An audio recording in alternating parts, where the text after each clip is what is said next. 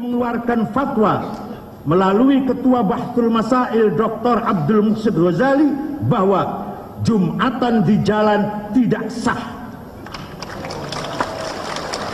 Itu mazhab Imam Syafi'i dan Imam Maliki. Ada yang mensahkan tapi bukan mazhab kita. Saya hanya ingin mengingatkan, di Indonesia ini kan mayoritas mazhab yang dianut adalah mazhab Syafi'i. Nah, sekarang saya ingin bacakan yaitu kalam Imam An-Nawawi dalam kitab Al-Majmu' juz keempat halaman 51.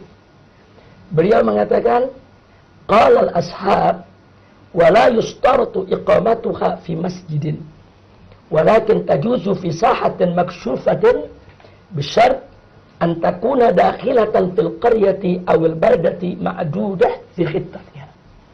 Jadi di sini dikatakan oleh Imam Nawawi, qala al-ashab, telah berkata atau berpendapat al-ashab, yang dimaksud al-ashab di sini adalah para ulama mazhab Syafi'i. Jadi wala yustarat iqamatuha fi masjidin, tidak disyaratkan mendirikan Jumat itu di masjid. Walakin tajuzu fi sa'atin maksyufah, tapi boleh dilaksanakan sholat Jumat itu di tempat yang terbuka, bisyarat, tapi dengan syarat antakuna dakhilatan fil qaryah awil baldah. Tapi tempat terbuka tersebut harus ada di dalam kota atau di dalam desa. Maksudnya bukan di padang pasir. Nah, sekarang kita tanya, itu bundaran HI itu di dalam kota, di dalam desa, atau di padang pasir dia? Kayaknya pusat kota. Ada di pusat kota. Nah, jadi berdasarkan pendapat dari mazhab Imam Syafi'i, itu dibolehkan. Nah, cuman memang yang jadi persoalan sebetulnya bukan pada soal sholatnya.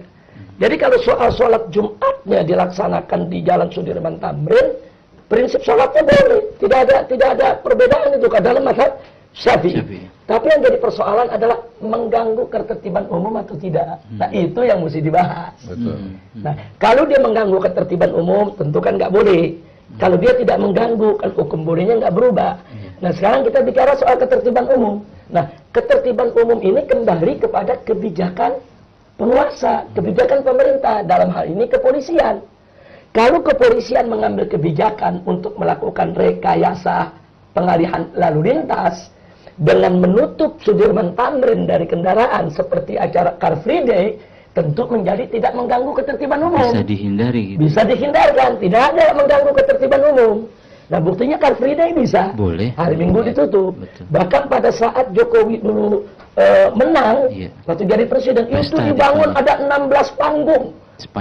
Sepanjang Sudirman Tamrin, ada panggung dangdutnya, ada panggung bandnya, ada panggung, macam-macam dibuat panggung. Habib masih ingat aja tuh. Artinya begini, kalau panggung-panggung ini bisa dibuat, dibolehkan, ini kan kembali kebijakan kepolisian. Polisi punya wewenang. Nah, begitu juga dalam soal ini. Jadi kita nggak usah berdebat, kita musyawarah aja. Jalan keluarnya bagaimana? Nah, ini kalau umat ini datang membludak daripada mereka tidak teratur, daripada mereka tidak terkendali, kan nanti madaratnya lebih besar kalau mereka tidak terkendali.